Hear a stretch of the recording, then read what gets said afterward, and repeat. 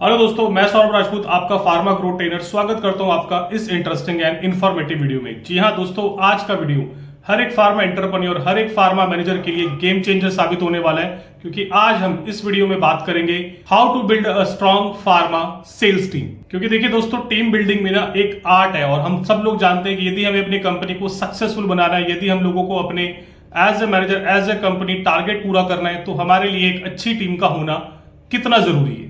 तो यदि आप लोग भी चाहते हो कि आपकी टीम हाई परफॉर्मेंस दे, अपने टारगेट अचीव कर पाए, डॉक्टरों से मार्केट में अच्छे रिलेशन बिल्ड कर पाए, तो बने रहना इस वीडियो के आखिर तक, क्योंकि इस वीडियो के माध्यम से आज मैं आपको देने वाला हूं कुछ ऐसे प्रैक्टिकल टिप्स जो एक्चुअली में वर्क करते हैं और जो आपकी फार्मा टीम को एक हाई परफॉर्मिंग फार्मा टीम में कन्वर्ट कर देंगे। But before starting this video, आप सब लोगों से मेरी रिक्वेस्ट है कि यदि आप हमारे चैनल को पहली बार देख रहे हैं तो सबसे पहले यार प्लीज चैनल को सब्सक्राइब करें, वीडियो पसंद आए तो वीडियो को लाइक शेयर जरूर करें। देखिए दोस्तों, फार्मा सेल्स में ना टीम बिल्डिंग का जो सबसे पहला रूल है वो है स्ट्रॉन्ग फाउंडेशन। क्योंकि जो फार्मा सेल्स है ना, वो कोई ऑर्डिनरी सेल्स नहीं है, क्योंकि यहां पे ना आपको डील करना होता है डॉक्टर से, और आपकी टीम सिर्फ प्रोडक्ट ही नहीं बेचती, आपकी टीम अपनी कंपनी की इमेज बनाती है, आपकी प्रोडक्ट की इमेज बनाती है एंड डॉक्टर्स का ट्रस्ट गेन करती है एंड उनके साथ एक लॉन्ग टर्म जो सेल्स का आपका बेस है वो तैयार करती है। और इतना काम करने के लिए ना आपको एक स्ट्रांग और इंपैक्टफुल टीम बनानी होती है, और किसी भी स्ट्रांग या इंपैक्टफुल टीम बनाने के लिए ना ये कुछ 3 ऐसे बेसिक फंडामेंटल्स हैं जिनका आपको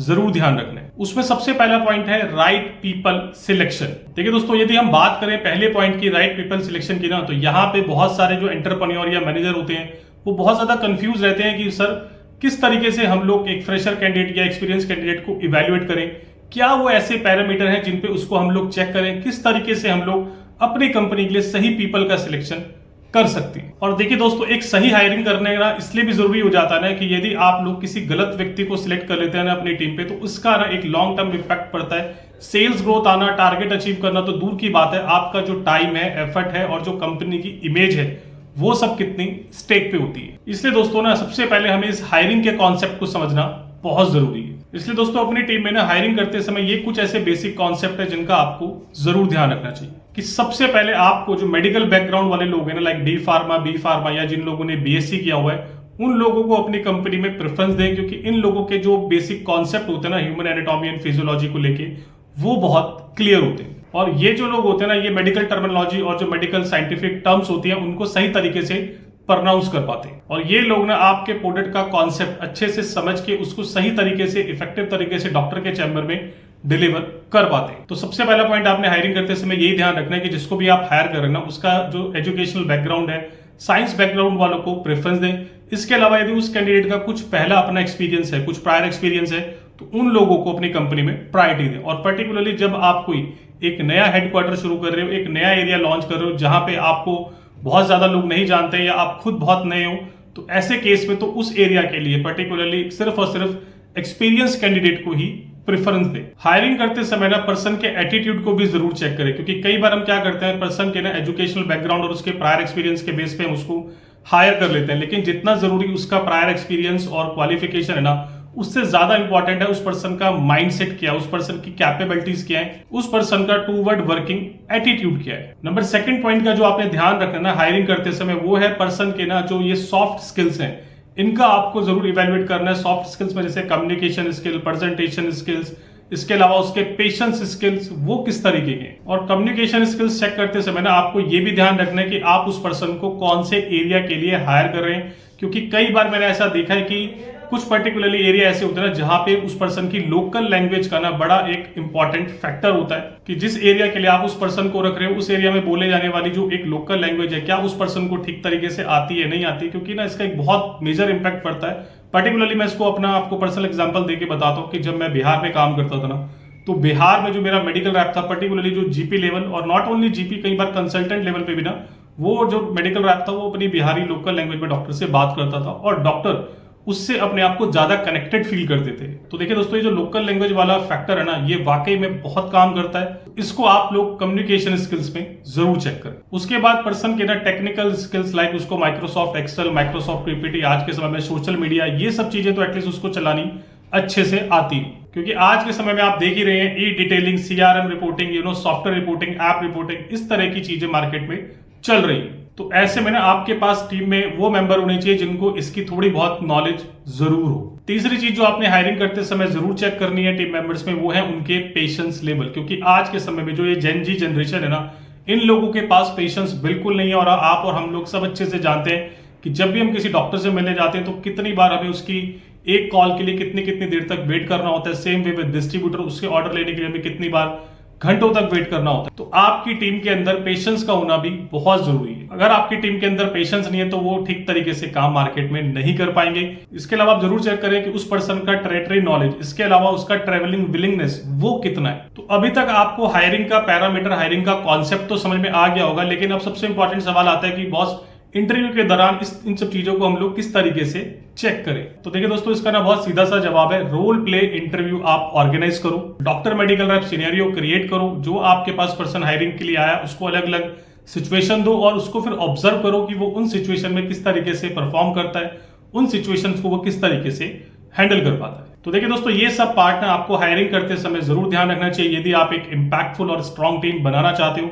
अगर आप सही हायरिंग कर लेते हो ना, तो आपका दोस्तों 30% काम आसान हो जाता है। और उसके बाद बारी आती है उस सही हायरिंग को सही तरीके से ट्रेनिंग एंड डेवलपमेंट प्रोग्राम देने की। क्योंकि यदि आप अपनी टीम को इंपैक्टफुल और स्ट्रॉन्ग बनाना चाहते हो ना, तो आपको उनकी रेगुलर ट्रेनिंग एंड डेवलपमेंट पे जरूर काम करना होगा। क्योंकि देखिए दोस्तों, ट्रेनिंग ना एक बहुत ही क्रूशियल फेज है और यहाँ पे ना कोई भी शॉर्टकट नहीं चलता है। और एक बात और ध्यान रखिएगा दोस्तों कि सिर्फ वन टाइम ट्रेनिंग देने से ना कोई फायदा नहीं होने वाला, क्योंकि मार्केट में जो चैलेंजेस है, मार्केट में जो सिनेरियो है ना, वो बहुत तेजी से बदल रहा है। तो उन चैलेंजेस, उन प्रॉब्लम को ओवरकम करने के लिए ना आपको भी अपनी टीम को नए नए स्किल्स रेगुलर बेसिस पे सिखाने होंगे। और जब आप एक हायरिंग करें तो हायरिंग करने के बाद भी ना आपको जो ट्रेनिंग है वो ट्रेनिंग आपको दो तरीके से देनी है।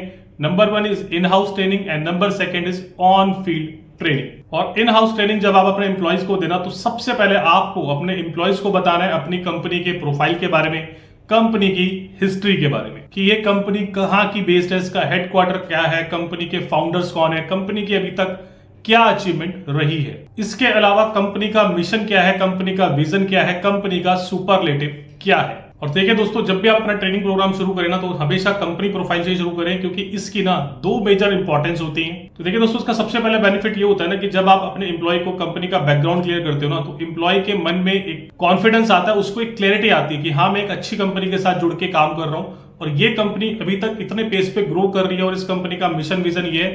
तो वो ना एम्प्लॉय अपना फ्यूचर आपकी कंपनी के साथ देखता है, अपने मिशन एंड विजन को आपकी कंपनी के साथ अलाइन करता है। और ये जो फैक्टर होता है ना, ये आपकी टीम रिटेंशन के लिए बहुत ही इंपॉर्टेंट फैक्टर होता है, क्योंकि हर कोई एम्प्लॉय ना ग्रोइंग कंपनी के साथ ही जुड़ना चाहता है, उसके साथ अपना करियर ग्रो करना चाहता है। और इसका दूसरा मेजर बेनिफिट होता है कि जब आपका एम्प्लॉय जब अपनी कंपनी को डॉक्टर के चैम्बर में मार्केट में लेके जाता है ना, तो कई बार मार्केट में कस्टमर या डॉक्टर ये पूछ लेता है कि भाई आपकी कंपनी कहाँ की बेस्ड है, मैं तो आपकी कंपनी का नाम पहली बार सुन रहा हूँ। और यदि ऐसे में आपका एम्प्लॉय आपकी कंपनी के बारे में डॉक्टर को ठीक तरीके से डिटेल नहीं कर पाया, तो आप खुद समझ सकते हैं कि उस डॉक्टर के चैम्बर में, उस डॉक्टर की नजर में आपकी कंपनी की इमेज क्या बनने वाली है। और ये ना दोस्तों, फार्मा वर्किंग का ना एक बेसिक फंडामेंटल भी होता है कि पर्टिकुलरली जब आप किसी भी एक नए डॉक्टर से मिलने जाए ना, तो वो सबसे पहले उस डॉक्टर के चैम्बर में जाते कम से कम 15 से 20 सेकंड अपनी कंपनी के बारे में उसको जरूर बताएं।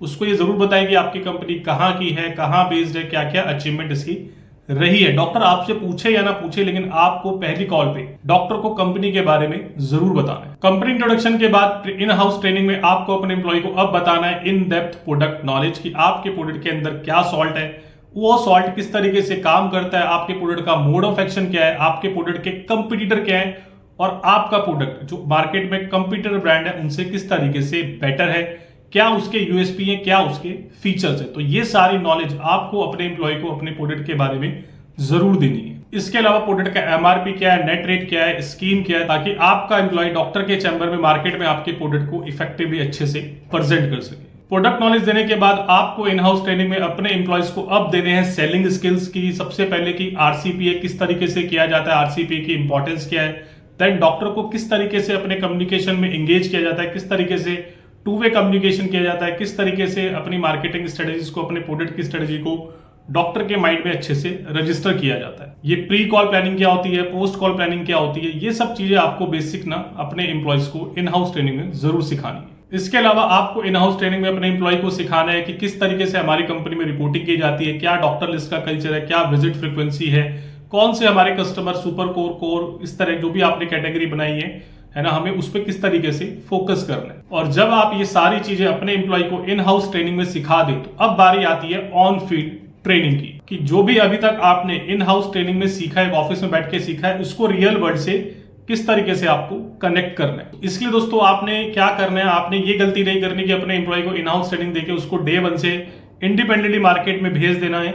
आपने क्या करना है, जो भी आपकी कंपनी के पुराने एम्प्लॉयज हैं तो नए हायरिंग को, नए एम्प्लॉयज को एटलीस्ट 2 से 3 दिन अपने पुराने एम्प्लॉयज के साथ वर्किंग पे जरूर भेजें। Different area, different speciality of doctor पे उसको काम करवाएं। उस न्यू हायरिंग से कुछ डॉक्टर्स की कॉल जरूर कराएं, उनको ऑब्जर्व करें और उनको एक सही फीडबैक जरूर दें। और जब इस तरीके से आप अपने न्यू हायरिंग को इन फील्ड ट्रेनिंग में तैयार करते हैं ना, तो वो एम्प्लॉय आपके लिए प्रोडक्टिव बनता है, वो आपकी टीम में वो इम्पैक्ट लेके आ पाता है और फ्यूचर में वो आपकी कंपनी के लिए एक एसेट बनता है। इसलिए दोस्तों ये जो regular training and development program है ना, ये आपकी टीम को इफेक्टिव बनाने के लिए, आपकी टीम को इंपैक्टफुल बनाने के लिए 50% तक रोल प्ले करता है। इसलिए दोस्तों हमेशा अपनी कंपनी में ना ट्रेनिंग एंड डेवलपमेंट को एक रेगुलर प्रोसेस बनाएं, इसको एक वन टाइम कार्रवाई ना बनाएं, क्योंकि आप और हम दोनों जानते हैं कि डेवलपमेंट ना एक कंटिन्यूअस प्रोसेस है। नंबर 3 एंड सबसे इंपॉर्टेंट अगर मैं पार्ट की बात करूं to build a strong team, to build a effective impactful team, तो वो है set your clear cut goals with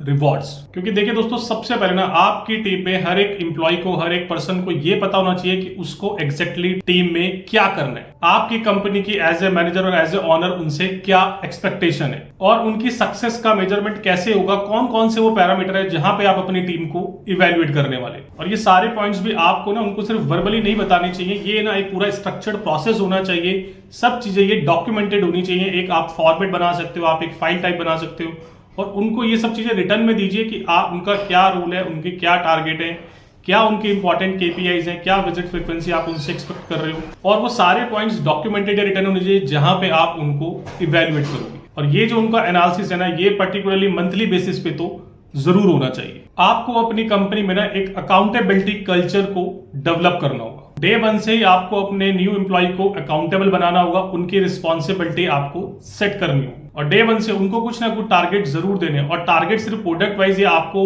value wise ही नहीं देने, ये सब टारगेट भी आपको उनको देने हैं। जैसे monthly sales target, doctor coverage target, new doctor conversion target, doctor and chemist call average target, new product prescription target, CRM activity target, overall territory growth target. और ये जितने भी मैंने ऊपर आपको टारगेट बताया ना, ये भी पर्टिकुलरली नंबर्स में होने चाहिए, एक पर्टिकुलरली वैल्यू उसका डिफाइन होना चाहिए ताकि आपकी टीम को वो क्लैरिटी रहे कि उनको डे 1 से एक्चुअल में अचीव क्या करना है। और अपनी टीम की परफॉर्मेंस को एनालिसिस एंड रिव्यू करने के लिए मैं तो आप लोगों को यही सजेस्ट करूंगा कि उन लोगों का वीकली एनालिसिस, वीकली रिव्यू होना बहुत जरूरी है। इसके साथ साथ based on their performance appraisal ना कंपनी में एनुअली ना रखें, क्वार्टरली परफॉर्मेंस अप्रेजल आपको रखने चाहिए। अपनी टीम को वो 360 डिग्री आपने फीडबैक देना है ताकि वो अपनी परफॉर्मेंस को इंप्रूव कर सके। और आपको अपनी टीम को वो एक प्रॉपर टारगेट के साथ साथ ना एक रोड मैप भी देना है, एक प्लानिंग भी देनी है।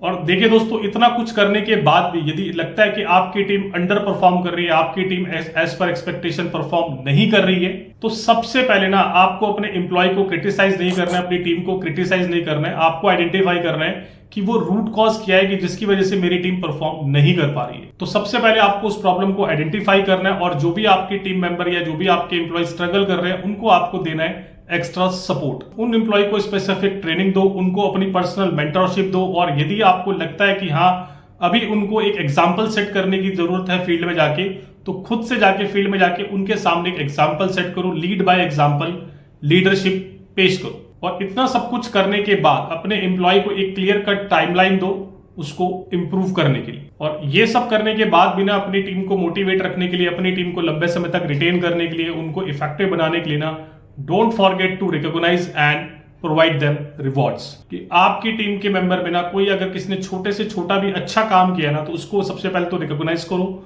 और चाहे उसको छोटा रिवॉर्ड दो लेकिन उसको रिवॉर्ड्स जरूर दो। और एक बात हमेशा ध्यान रखना दोस्तों की जो मोटिवेशन है ना टीम में, वो सिर्फ पैसे से नहीं आता। आप अपनी टीम को मोटिवेट करने के लिए ये सब काम भी कर सकते हो। आप उनको परफॉर्मेंस बेस्ड इंसेंटिव दीजिए, उनको परफॉर्मेंस बेस्ड इंक्रीमेंट दीजिए, उनको क्वार्टरली या एनुअली बेसिस पे बोनस दीजिए, उनको मंथली या एनुअली बेसिस पे रिवॉर्ड दीजिए, उनको एक clear cut career growth plan दीजिए, उनके एफर्ट को रिकॉग्नाइज कीजिए, अप्रिशिएट कीजिए। अपनी कंपनी में एक employee of the month type का रिवॉर्ड प्रोग्राम चलाइए, उनकी लर्निंग एंड डेवलपमेंट पे काम कीजिए, उनकी वर्क लाइफ बैलेंस का ध्यान रखिए, रीजनेबल टारगेट सेट कीजिए, उनके जो फैमिली टाइम है उसको रिस्पेक्ट कीजिए, उनको इंश्योरेंस बेनिफिट दीजिए 3 महीने 6 महीने या annually 3 month, quarterly, by monthly या एनुअली एक आधा मीटिंग उनका कुछ आउट स्टेशन पे रखे ताकि वो लोग घूम भी सके और मीटिंग भी कर सके। और सबसे इंपॉर्टेंट, जो भी उनके फील्ड की प्रॉब्लम है, जो भी उनके कंसर्न है, सबसे पहले आप उनको अच्छे से सुनिए और उनकी प्रॉब्लम का सोल्यूशन देने की कोशिश कीजिए। और दोस्तों मेरी एक बात ना हमेशा याद रखिएगा, क्योंकि टीम बिल्डिंग ना एक मैराथन है, ये कोई स्प्रिंट रेस नहीं है। और ये जितने भी मैंने पॉइंट्स आपको आज बताए ना इफेक्टिव टीम बिल्डिंग के, इन सब पॉइंट्स में ना आपको बहुत ही पेशेंसफुली और बहुत ही परसिस्टेंस होके काम करना पड़ेगा। वन टाइम इन पॉइंट्स पे काम करके आपको उतना अच्छा रिजल्ट नहीं मिलेगा। But I am very much sure कि यदि आप इन पॉइंट्स को अपनी कंपनी में परसिस्टेंट होके, रेगुलर होके अगर इंप्लीमेंट करोगे ना, तो आप देखना आपकी जो टीम है वो बहुत ज्यादा इफेक्टिव एंड बहुत ज्यादा इंपैक्टफुल बन जाएगी। और ये भी बात बिल्कुल सच है दोस्तों कि अगर मैं इफेक्टिव टीम बिल्डिंग के पॉइंट्स की बात करूं ना, तो एक वीडियो में उन सब पॉइंट्स को डिटेल में कवर करवाना बहुत मुश्किल है। बट फिर भी दोस्तों मैंने अपनी तरफ से पूरी कोशिश किया कि आपको इस छोटे से वीडियो के माध्यम से ना वो पूरे एक प्रैक्टिकल टिप्स दे पाऊं किस तरीके से आप अपनी फार्मा कंपनी में इफेक्टिव टीम को बिल्ड कर सकते हैं। और at the end of the video दोस्तों मैं आप सब लोगों से यही रिक्वेस्ट करूंगा कि जो भी पॉइंट्स मैंने आपको बताया ना, आपको इन पॉइंट्स को अपनी कंपनी में प्रैक्टिकली इंप्लीमेंट करना है, तभी आपको फायदा होगा। ज्यादा जानकारी के लिए दोस्तों आप मुझसे हमेशा नीचे दिए गए नंबर पे कांटेक्ट कर सकते हैं। थैंक यू दोस्तों, have a very great day.